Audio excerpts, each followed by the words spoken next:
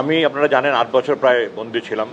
বিনা অপরাধে আমাকে গুম করেছিল, ডিজিএফআই আমাকে 8 বছর আটক রেখেছিল।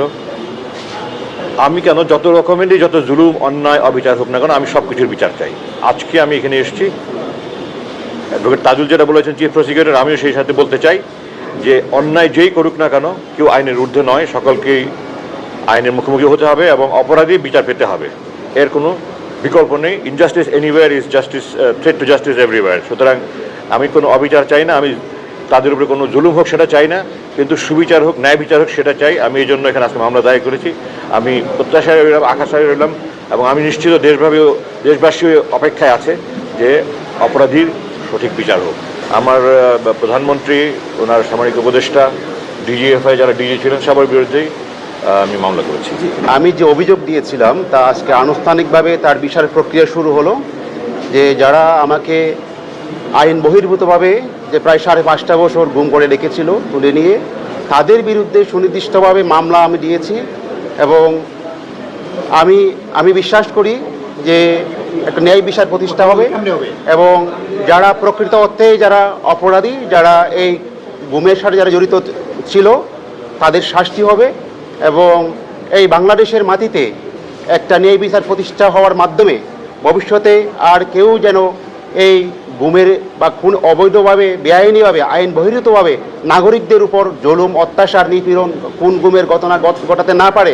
বিশেষ করে যারা ক্ষমতার আর কেন্দ্রবিন্দুতে থাকে সে তার দৃষ্টান্ত প্রতিষ্ঠা হবে এবং এই বাংলাদেশের মাটিতে একটা ন্যায় বিচারের মাধ্যমে আমরা একটা সুন্দর একটা বাংলাদেশ আমরা প্রতিষ্ঠা করতে পারবো, সেই বিশ্বাস আমি রাখি। আমি যখন 8টি বছর সে অন্ধকার ঘরে ছিলাম তখন বারবার প্রশ্ন করতাম, কোথায় বাংলাদেশের সংবিধান, কোথায় আইনের বিধান, কোথায় আমাদের আইনজীবী বৃন্দ যাদের সাথে আমি একসঙ্গে কাজ করেছি বছরের বছর, কোথায় বিচারক বৃন্দ যাদের সাথে আমি মামলা পরিচালনা করেছি, কোথায় মানবাধিকার সংগঠনগুলো যাদের কাছে আমরা সবসময় বাংলাদেশের পরিস্থিতি নিয়ে উদ্বেগ প্রকাশ করতাম। গত 16টি বছর সংবিধানের ধারাগুলো একটি কাগজের উপর কালি ছোপ মাত্র ছিল, আর কিছুই অবশিষ্ট ছিল না। আজকে এই বিচারের প্রক্রিয়া শুরুর মাধ্যমে আমাদের আশা যে বাংলাদেশের সংবিধান শুধু একটি লেখা বা বই নয়, এর প্রয়োগ পরিপূর্ণভাবে আজকে থেকে আমরা দেখব এবং ইনশাআল্লাহ এই বাংলার মাটিতে আমাদের সাথে যে জুলুম করা হয়েছে আর কোনোদিন কোনো নাগরিককে যেন এই জুলুমের শিকার করতে না হয় সেই নিশ্চিতকরণ আমরা দেখবো ইনশাআল্লাহ। আজকে আমি এখানে আমার পরিবারকে নিয়ে এসেছি, কারণ এই জিনিসটা জানা দরকার যে হয়তো গুম আমাকে করা হয়েছিল, আমাদেরকে করা হয়েছিল, কিন্তু এই সাজাটা কিন্তু পুরো পরিবারের ভুক্ত হয়েছে। 7 মাস গুম ছিলাম, কিন্তু বিশ্বাস ছিল যে একদিন না একদিন বাংলাদেশের মাটিতে আমরা এটার বিচার পাবো।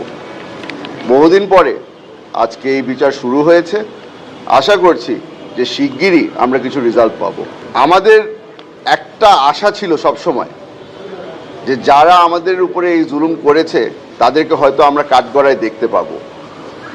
অনেকেই পালিয়ে গেছে, অনেকেই এখনো দেশে আছে। যারা দেশে আছে আশা করছি তাদেরকে শিগগিরই আটক করা হবে এবং যারা পালিয়ে গেছে তাদের জন্য আমাদের একটা বার্তা আছে, দুনিয়া অত বড় না, আপনারা যেখানেই লুকিয়ে আছেন আপনাদেরকে খুঁজে বের করা হবে। বলেছিলাম ডিজিএফআইতে আয়নাঘর আছে, ওখানে আদমিসার আছে, আজকে সেই বিচার শুরু হলো। মহান আল্লাহর কাছে এটুকুই বলবো, আমরা সবাই ন্যায় বিচার পাবো। ফ্যাসিস্ট যত বড়ই হোক কেউ ছাড় পাবে না। কি বলবো, এটা তো আমি একা গুম না, আমার পুরো পরিবার গুম। আদমিসার একা গুম না, পুরো পরিবার গুম। এটা কি কষ্ট বোঝানো যাবে না। আমি মনে করি আদালত উচিত হবে এদেরকে আয়নাঘরে রেখে এদের বিচার করা হোক। আয়নাঘরটা কত কষ্টের, ওইখানে রেখে এদের বিচার করা হোক। আমার আর কিছু অনুমতি নাই, একজন আল্লাহ আছেন, সব সত্য, সবার বিচার হবে, কেউ ছাড় পাবে না। আমি 4.5 মাস গুম ছিলাম। আজকে আপনাদের সামনে দাঁড়ায় আমার খুব ভালো লাগছে যে আমরা এই মাটিতে এই বিচারটা শুরু করতে পেরেছি। কারণ গুম হয়তো আমরা হয়েছি, কিন্তু আমাদের সাথে আমাদের পরিবার ধ্বংস হয়ে গেছে। আমাদের পরিবারের মনোভাব, তারা যেই অত্যাচারের ভিতর দিয়ে গেছে, মানসিক অত্যাচার, এটার থেকে তারা বের হয়ে উঠতে অনেক কষ্ট হচ্ছে। আর আপনারা কতটুকু জানেন বা অনুভব করতে পারেন জানি না, কিন্তু বাংলাদেশের মাটিতে রাজনীতি করা কোনো দোষ না। আমরা রাজনীতি করেছি বলে আমাদেরকে আয়নাঘরে যেতে হয়েছে, কিন্তু কিন্তু আমাদের পরিবার কোনো দোষ করে নাই, আমরাও কোনো দোষ করি নাই। এই বিচারটা এই মাটিতে হবে। আর যারা আমাদের সাথে এই অত্যাচার করেছে, আমি আল্লাহর কাছে বিচার দিয়ে এসেছি। আমি ওমরায় গেছিলাম, আল্লাহর কাছেও বিচার দিয়েছি, জনগণের কাছেও বিচার চেয়েছি। আপনাদের সবার মাধ্যমে আমি ন্যায় বিচারটা চাই আমাদের সকলের জন্য, তাতে ভবিষ্যতে বাংলাদেশে এমন কোনো অত্যাচার বা এই আয়নাঘর যেন না থাকে। তো আমি যেহেতু মুক্ত দেশের জন্য যুদ্ধ করেছি, দেশ স্বাধীন করেছি, দেশের মানুষের জন্য তো আমার দায়িত্ব। আমাকে ধরে নিয়ে গেছে 2018 সনে ডিজিএফআই, সম্পূর্ণভাবে আমি নির্দোষ হিসাবে নিয়েছি। আর কী অবদান নিয়েছে শুধু লেখালেখি এবং সরকার সমালোচনা করেন, এইটাই। তো যাই হোক, আগে মনে করতাম যে হয়তো এই কোন বিচার পাবো না, বিচার হবে না। যাই হোক, আল্লাহর রহমতে এখন বিচার প্রার্থী হয়েছি, বিচার কার্য শুরুছে। তো যাদের বিরুদ্ধে অ্যানাউন্সমেন্ট করা হয় আর গ্রেফতার মধ্যে হচ্ছে, নিশ্চয়ই গ্রেফতার হবে।